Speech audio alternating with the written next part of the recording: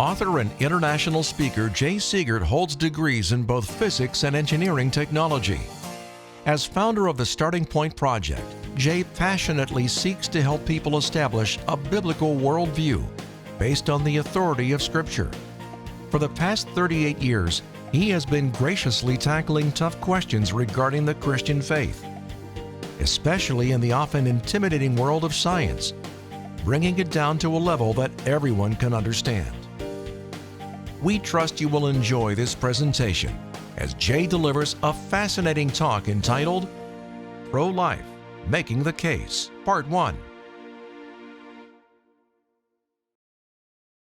Well, welcome to the Starting Point Project presentation of Pro-Life, Making the Case. This is a very important topic, one that we haven't covered before, but it's important enough that I wanted to add it to what we have as a ministry, and I think it's something that all Christians should be concerned about and can be involved in, and we'll be talking about that as we go through the series. There's two parts, part 1 and part 2. In part 1, we're going to be taking a look at the history and the current situation, and then we'll take a look at the biblical case for life, and then the philosophical case for life. And in part 2, we'll be talking about countering pro-choice arguments, things that they say to you and you're not quite sure what to say, they stump you. And then we'll be taking a look at the only real solution, which you have to wait for part 2 to get to that. That's the most important thing. So let's start out looking at a little bit of history and our current situation. What was the background for, again, this presentation? Well, a few years ago, I was contacted by someone out in Washington State. They wanted me to fly out there and be a keynote speaker for a pro-life banquet, actually 2 pro-life banquets. And my first response was, I think you have the wrong number. I'm totally on board with the arguments and all that for pro-life and what they're doing. It's just not something that I've been involved in. I've got plenty of other things to do. But as we spoke, they said they heard me speak at another conference and they thought that my message would be perfect for what they're doing. And the more I thought about it, the more excited I got. And I thought, I really want to do this because I think I can approach this kind of from a unique angle, a little bit different than what you normally hear. So I went out, did the 2 banquets. It went extremely well. And that's why I decided we need to have this on video. So now we have the 2-part series that you're a part of this evening. And a quick acknowledgement. Years ago, I studied this just a little bit, and then putting this together more recently, I got this resource out again from Greg Kokel, Reasons, or A Stand to Reason. It's called Making Abortion Unthinkable, The Art of Pro-Life Persuasion. It's a great resource if you want to go even deeper than what we're doing at this series. I highly recommend that. I called up Greg and talked to him and asked him a few questions, and I said, can I use a chunk of what you put together because he's laid it out so well. And he said, sure. He goes, you don't even need to give me credit. And I said, no, I'm going to give you credit. I'm sure a lot of the things maybe he got from someone else. I understand how that works. But he did such a great job. I've gleaned some things out of there from his series and added a lot of my own so that you're going to see that throughout this series. I also thought about this. How many of you have ever had the Mormons stop by your house? Probably a number of you have had them come to my house a number of times. An interesting story. I can't go down that path right now. But years ago, when I would first see them walking through the neighborhood, they gave me the creeps. I thought, here's these cult people walking around our neighborhood and all that. But then I had them in the house, and we had some great conversations, and I found out very quickly they're regular people. They've just been spiritually deceived. I feel really sorry for them now. They're not creepy people. They're like you and I, but they have been lied to, they've been deceived. They're very sincere, very kind people. And I think it's somewhat similar with the whole pro-life, pro-choice movement. People behind pro-choice, I think they've been spiritually deceived, and so we shouldn't necessarily see them as the enemy. We should be sympathetic because we're dealing with a spiritual issue here. We need to be very kind in our conversations with them. I also want to talk about dehumanization. You know, this has been happening throughout history, devaluing human life.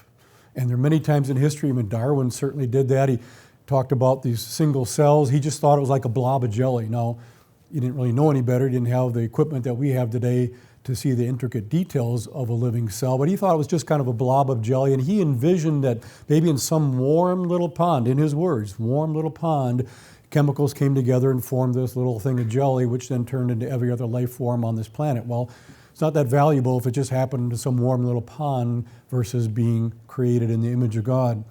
And so he develops theory of evolution. He didn't really develop it. He kind of took what already existed in those beliefs and just made it sound more plausible. So he didn't invent the idea of evolution, but we're just really an evolved ape-like creature. And he said this, he considered embryology to be by far the strongest single class of facts in favor of evolution. Embryology, the development of the embryo. And Ernst Haeckel, a German biologist, loved Darwin's idea of evolution, and he was proud about finding evidence for it. And he's famous for having said this, ontogeny recapitulates phylogeny. Sounds kind of technical, but this is what it means. Ontogeny just means the development of the individual repeats or mimics the entirety of evolutionary history. So as each individual life form develops, it's kind of mimicking the entirety of evolution altogether. So as a baby develops, it's mimicking evolution from a single cell into diverse life forms. That's what this phrase meant. Well, here's Ernst Haeckel again, and the drawings of embryos that he had representing a fish, salamander, turtle, chicken, pig, calf, rabbit, and human. So there are the embryos here. We'll just take a look at two of them for now, pig and human. This is how they start out. You can see how similar they are. Well, that's because they have a common ancestor through evolution, and that was his point. They're almost identical.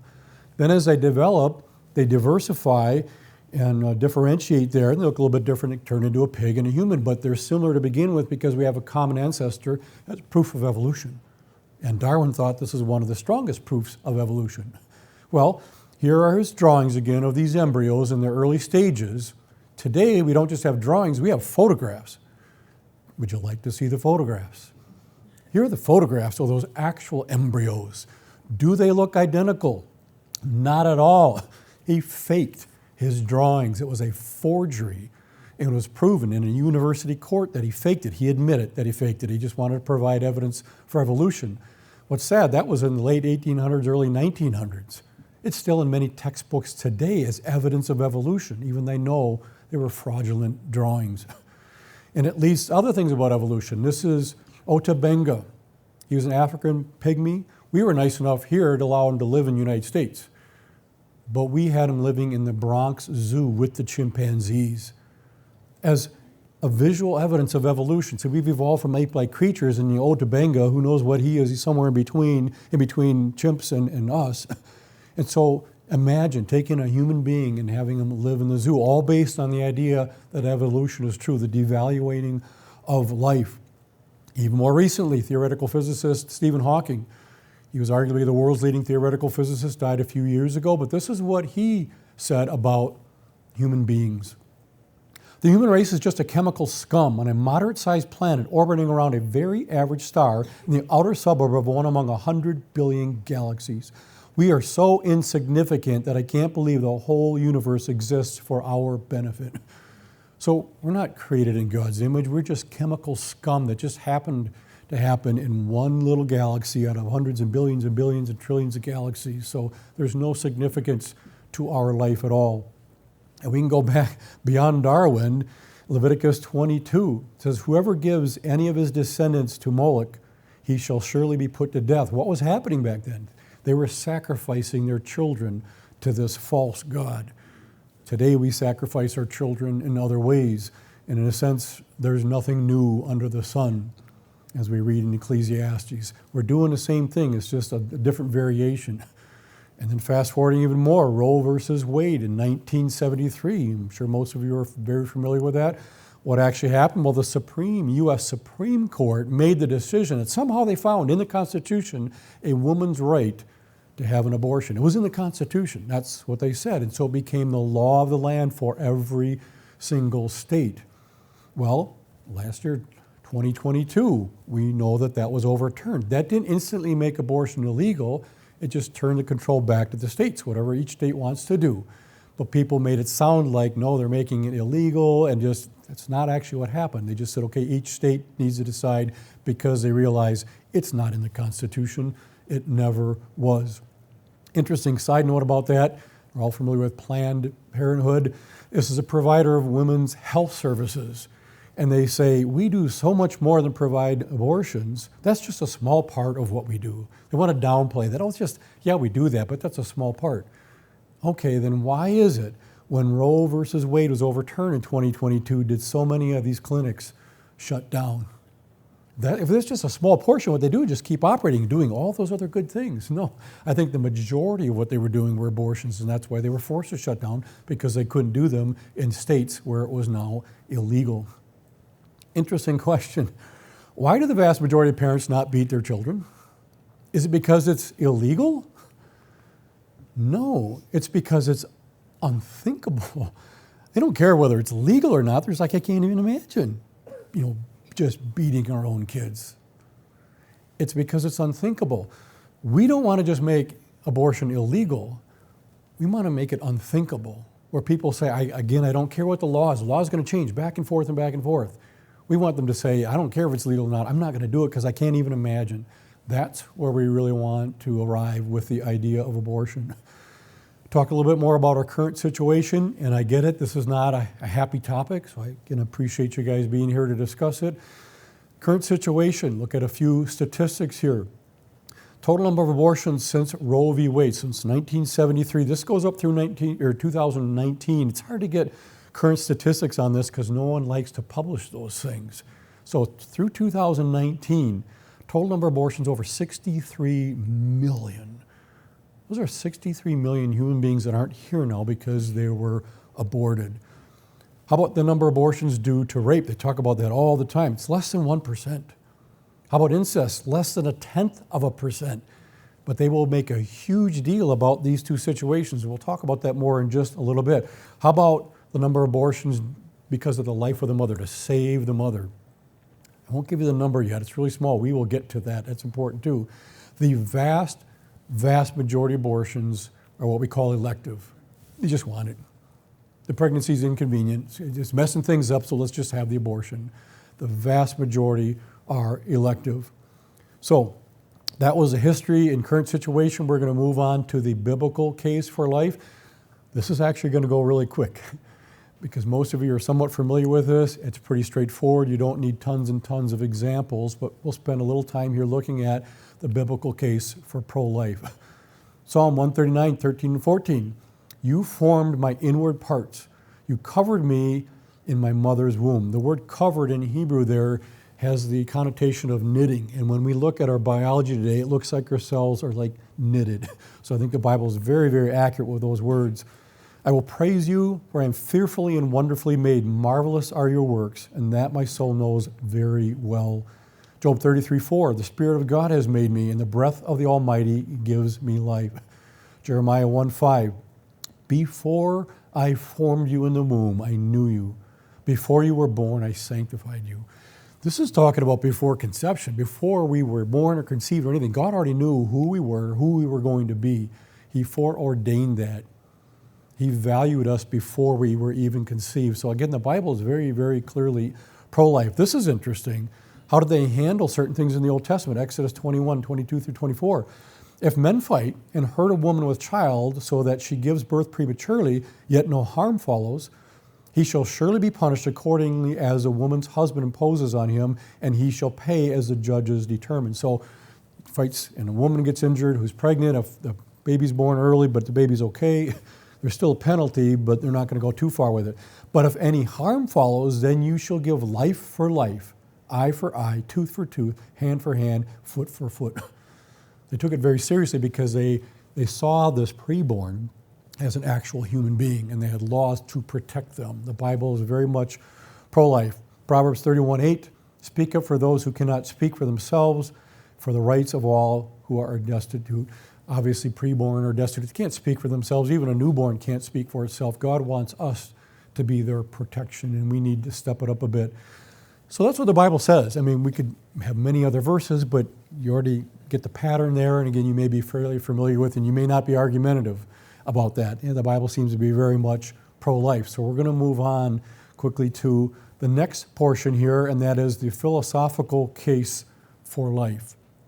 And this is where most people spend their time, sharing the philosophical case, and it typically is void of anything having to do with the Bible. So you get into a discussion and you don't really bring the Bible up, you just develop this philosophical case. And there's nothing wrong with having a philosophical case. I think it's important to be aware of this, and I'll go through the rest of this portion here, sharing with you that philosophical case, but you'll also see why we can't just stop there. And this is important as well. An argument can be very powerful, but it might not be very persuasive. There's no silver bullet. It's not like you learn this one phrase and you just share it with people, it just shuts them down, end of argument, case closed. There aren't silver bullets because people interpret things differently and they're going to see it differently, and it's not just an academic argument that we're dealing with here. So we want a strong philosophical case, but don't expect that that's just going to end the argument no matter what, because the powerful side of the argument comes from academics, and that's good, but the persuasion is the issue of the heart. We need to be reaching their hearts and not just their minds with academics and clever sayings and arguments. We need to be ultimately getting through to their heart, and you'll see that when we do part 2 with the real solution to all of this. So again, referencing Greg Kokel, he came up with an analogy, and I love analogies. I come up with a lot of them. He came up with one. It's awesome. It's very powerful, and you can use this when you're having discussions with others. He calls it out dragging out the toddler, which is kind of neat. So envision this. You're in the backyard working in the garden, hunched over, and your daughter walks up behind you. You can't see her. And you hear her ask this, Mommy or Daddy, Mommy, can I kill this? It's behind you. You hear that. Any good parent is going to ask one question right away. What is it? What is it that you have that I can't see that you want to kill? If it's a spider or a cockroach, yeah, probably okay, go ahead and get rid of it, no problem. If it's not, if it's a neighbor's hamster, gerbil, or guinea pig, no. And what's wrong with you? Why would you want to kill that? You would say no. It's important to know what is it that you want to kill. Very, very important question. So what is it that we're talking about? What is the unborn? This is another thing that Greg uses, this term unborn. This, I think, will be very helpful for you to use this term instead of using the term baby, which is probably what you'd want to, I get that, or the other side will just call it a fetus or an embryo. Why would we use this generic made-up word, the unborn? Here's why. If you keep calling it a baby, they're going to shut down and not listen to you because they're convinced it's not even a baby yet, and you keep calling it that, and that's what they want you to prove, and you keep assuming that you've already proven it. But if you use their words, fetus and embryo, it sounds less human. It's not. But it sounds like it's not as important. It's just a fetus. It's just an embryo. You'll see that more as I go through the rest of the series here. So a nice, in a sense, compromise is using the word unborn. That's true. It's not born yet. So you can call it the unborn as you make your argument. I think it's very important to do that. So here's another thing about the unborn. What is it? If the unborn is not a human being, then no justification for killing it is needed. It's not a human being. You don't need a justification. But if it is a human being, then no justification is adequate. That's very important. Is it human or is it not? And we will be talking about that. Is it ever justified to kill a human being at a different stage, infant, toddler, teenager, adult, for any reason, simply because they are in the way and they can't defend themselves? No, it's never justified to do that. Well, if that's not justifiable, then why is it permissible to kill a human being at an earlier stage of its development? Because that's what the unborn is. It's in an earlier stage, and you will see that visually shortly as well. Doctors and scientists agree. I could spend a whole half an hour just doing quote after quote after quote about life here. Here's just one example. That's all we're going to have time for now. Jerome Lejeune, French pediatrician and a geneticist. He said, to accept the fact that after fertilization has taken place, a new human being has come into being is no longer a matter of taste or opinion. It is plain experimental evidence. Each individual has a very neat beginning at conception. And doctor after doctor after scientist are agreeing now. We may have questioned it many years ago. There's no question anymore. It is alive right at conception, instantly. It is alive, and it's a human life, and we'll be taking a look at that as well. But you hear this mantra. This came from Bill Clinton in 1992. Keep abortion safe, legal, and rare. And all these phrases that sound good that they use and they chant, and you're not sure how to respond. Let's use some critical thinking and just think through this particular statement. Again, critical thinking is kind of a lost art in our society. We need to up our game with this as well. Some critical thinking questions to this little mantra here. How safe is it for the baby? We're supposed to keep these things safe. Not safe at all. The baby is being killed. Rare. If abortion is not wrong, which they say it's not wrong, then why does it matter if it's rare or frequent? Why are you trying to make it rare if you're saying it's not wrong? It's almost like you're admitting it's wrong, but you're trying to keep it rare. It's an inconsistent argument there. And then legal. If abortion is wrong, why should it be legal?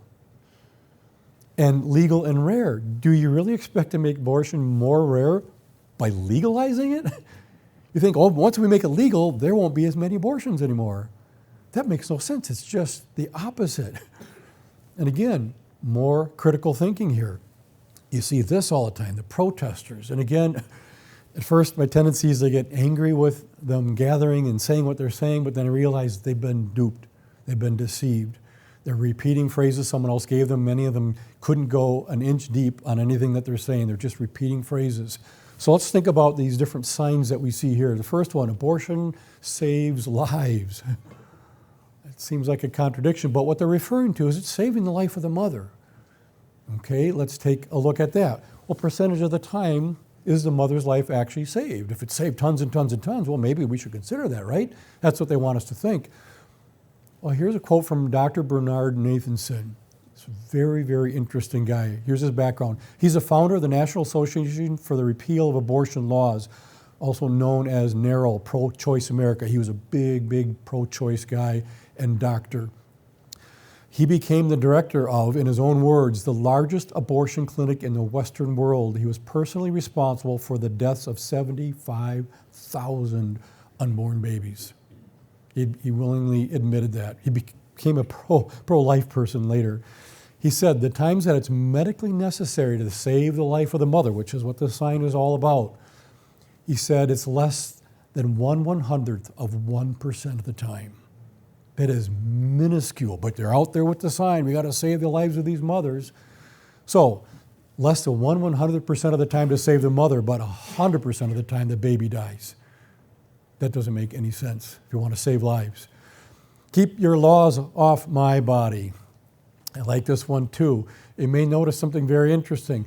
Oh, they're all wearing masks because the government told them they have to wear a mask. Okay, I'll wear a mask. You tell me I have to wear a mask? We'll wear a mask. They're okay with that. And they're mad if you don't wear a mask. And then they're also okay with, oh, I have to get vaccinated to keep my job. Okay.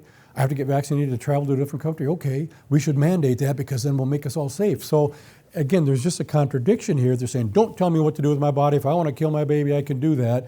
But they'll do other things. It's just inconsistent. And again, it's sad that they haven't really thought these things through. And then this last one, my body, my choice. Is it really your body as a woman? Everyone says that, and sometimes we struggle like, well, how do you respond to that? I mean, it is her body. Let's think about that. It is not her body. This baby is not her body, and here's why we know that's true. The unborn has its own blood, which may even be a different blood type than the mother. It's obviously not her body if there's a different blood type and it has its own blood. The unborn has its own unique DNA. I can give entire lectures on DNA. DNA is unbelievably complex, unbelievably fascinating. It makes us who we are. We all have unique DNA. The baby has its own, not the mother's, it has its own. The unborn has its own unique markers on its cell that the mother actually views as being foreign to her. So when things come into our body, our immune system says, hey, that's not us, and it attacks it, tries to kill it. Well, that's what's happening with the baby as it's developing. The mother would normally want to attack it because it's not her body, and we'll see more about that in just a second here. Amazing design. You've heard the phrase, it takes one to know one. In our case, it takes one to make one. And what I mean by that is it takes a baby to make a baby. It's just fascinating. Again, wish we had more time to go into this even more detail, but this comes from Dr. Randy Galuza. He's the president of the Institute for Creation Research, great organization, great friend of mine. But this is what he's put together. He said the unborn, in conjunction with the placenta, secretes a substance that suppresses the mother's immune system at just the right level. Quick side note, the placenta where the baby is developing, the mother doesn't create that, the baby creates it. From a single cell, it starts to create a placenta so that it can develop in that. The mother didn't do that. The baby is doing that, and it's very, very, very complex. but it suppresses the mother's immune system. If the suppression is too weak, the mother's immune system would destroy the new life in the first few cell divisions. But if it's too strong or widespread, then the mother's health could be in serious danger. Suppresses her immune system too much, she could get sick, she could maybe even die or whatever. So this baby, as it's developing, it creates its own placenta, and then it knows how to suppress the mother's immune system so it doesn't get attacked as it's developing, and it does it just at the right level. It's so complex, it's really, really fascinating. The unborn's first cells produce a hormone that enters the mother's bloodstream and produces progesterone, which plays a key role in maintaining proper conditions for healthy pregnancy. So the baby is giving the mother stuff to monitor her body to make sure her body responds properly for its own development. Very, very intricate. Other hormones produced by the unborn cause adaptations in the mother's body that are critical to the baby's survival, such as it increases the mother's blood volume.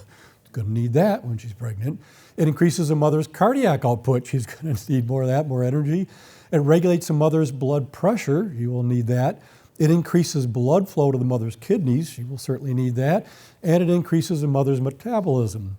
When my wife Amy was pregnant with our son Taylor, she was always craving certain things, especially Reubens.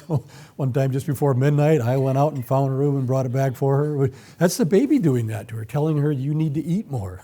It's just fearfully and wonderfully made. Side note, when a woman is pregnant, how many generations are there?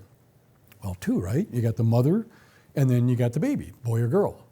If the mother is pregnant with a baby girl, there are 3 generations represented. You got the mother, you got the baby, and then the baby has already, if it's a girl, developed the eggs it's going to need for the grandchild. So when the woman is pregnant with a baby girl, there's 3 generations there. It's just a side note, maybe not that important, but it's just fascinating to me. This is an important section. Appealing to our emotions. A lot of these arguments go towards the emotional side, not necessarily the academic side. And visuals produce emotions. When you see certain things, they can get your emotions going. When you think about this, cruelty to animals. Right now, all of you are kind of cringing and you feel so sorry for this dog because you saw a picture. If I just said, oh yeah, my neighbor, he wasn't feeding his dog well, you're like, oh, that's too bad. But you see a picture and you're all concerned. What happened to this dog? I don't know, it's just a picture, but the visuals will get your emotions going. Same thing with natural disasters. You see stuff that happens with hurricanes and all that stuff, and then houses set on fire or whatever. You feel for them. You think, what would be if our house, set on fire? You feel for them because you're seeing the visuals. World hunger, we got to do something, but you show starving children, and you rightfully should feel bad, but it's a heightened emotion when you see the picture versus someone just telling you about it. Anything about the Nazi concentration camps. I will spare you all the pictures, just some subtle things here, but when you see the visuals, it tugs at your heartstrings. You feel for it. I mean, how horrendous it would have been to live through something like that. The visuals are very, very powerful. Well, that's what happens with the whole pro-choice movement too. The media almost always focuses on the unfortunate situations of the pregnant women using visuals and appealing to your emotions. Now, we talk about climate change and how we're just ruining the planet, and we'll show some smokestacks going off and like, wow, it must be really bad. I mean, look, hey, there are smokestacks. So again, the visuals do something, and we're going to destroy the planet. Everything's going to die, and overpopulation. There's too many people living on the planet. We got to do something about that, and it's causing starvation. So you see starving children again. It's going to lead to apocalyptic, scenarios where the whole earth is going to die. Whatever. The visuals get you going. Like, wow, maybe I need to get more serious about whatever they're telling me to do because you see the visuals. So what will pro-choice people do? They will show you a picture of a bombed out abortion clinic where some crazy person actually blew it up. You know what? That's terribly wrong. That should never happen. Pro-life people are not for blowing up clinics. When people do that, we point that out. That was terribly wrong. That should never happen. So they will show those pictures and say, this is what pro-life is all about. It's not what we're all about at all, but the picture gets people going that way. And then they will also focus on the personal situation of the pregnant woman, which sometimes are horrendous. I feel bad for the people in these situations, but that doesn't justify any ends to those means. But that's what they'll focus on. Here's an interesting admission from Catherine Colbert. She's an abortion advocate. She was addressing a pro-choice audience, giving them some advice on how to handle these things. This is what she said. I urge incredible restraint here to focus your message and stick to it, because otherwise we'll get creamed. If the debate is whether the fetus feels pain, we'll lose. If the debate in the public arena is what the effects of anesthetic are, we'll lose. If the debate is whether or not women ought to be entitled to late abortion, we'll probably lose. But if the debate is on the circumstances of the individual woman, then I think we can win these fights.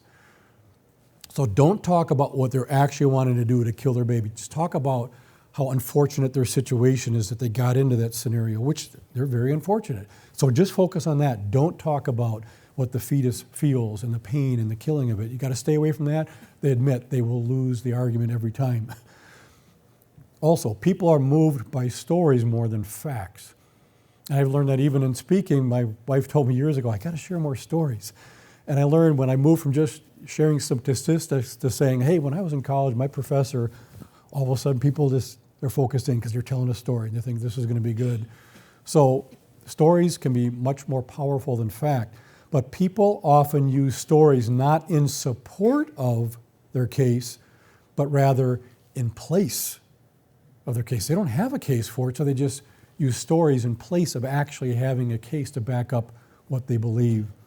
So we need to move away from the abstract discussions about abortion and make the issue much more specific, concrete, and very accurate. And how do you do that? Well, one way is to actually show what's really going on. And I say at the bottom here, insert a graphic picture here. This is just a clip art thing, no big deal. What I mean, and I'm sparing you, is put up an actual picture of what goes on in an abortion. What I'm going to do very, very briefly here, you can close your eyes if you want, I'll give you a 3, 2, 1 heads up, but I'm just very subtly, a picture is going to come in and fade out right away, about 1 second, just to kind of show you an actual picture. You won't see a whole lot, but just enough to give you a feel for what we should probably be using to talk about what actually happens in an abortion. So 3, 2, 1. And that's just a minor picture, and we could do a lot of those. I'm purposely sparing you from bringing them up right now, as I didn't warn you ahead of time.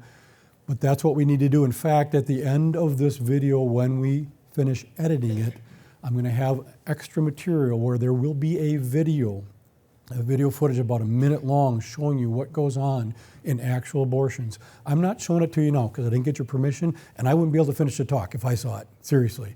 It's very powerful, but I want it to be available for anyone who chooses to be able to see that, because I guarantee you, any Christian who would see that, they would be motivated to do something. Whatever God calls you to do, you would not sit silent. And anyone who is pregnant, who is considering an abortion, I think the vast majority of those women would change their mind. Not all of them. Some will still harden their hearts, but I think the vast majority, if they saw what was actually happening, versus being told, it's just a clump of cells, it's no big deal, That's what they're told. But if they actually saw what was happening, big game changer. So that will be available at the end of this. After they do the credits on this video, you stick around, you'll be able to see that if you choose to. I didn't want to, again, throw that on you without any warning. But we need to be talking about what actually is happening here. The question should not be, are the pictures emotional or extremely graphic? Yes, they are. No question. The question should be, are they true and accurate? You might be offended by seeing something like that. That's not the question. The question is that actually happening? Because if it's actually happening, it shouldn't be happening. If you're so offended just to see that, imagine you are allowing it to happen. So you're okay with it happening as long as you don't see it. That's what they're saying. Now, if it's not actually happening, then maybe you can inform us, because maybe we're mistaken. But we're not mistaken. We know exactly what's happening, and we need people to understand exactly what's happening, and we shouldn't sugarcoat it. And too often we do that because we want to be kind of too nice, but we really should be depicting this accurately in making our case. So that actually brings us to the end of part 1. In part 2, we're going to be countering pro-choice arguments. This is going to be extremely helpful. You can hear all these phrases that people say, that a lot of them stump you. I'll go through each one and show you what your response can be, and then we will end with the only real solution, the most important part of this series. What do we really need to be doing to make headway with this idea of abortion, to make it eradicated if at all possible? So I appreciate you being here. I look forward to seeing you in part 2. We hope you enjoyed this presentation and trust it was an encouragement to you. For more information about our ministry and resources, visit us online at thestartingpointproject.com.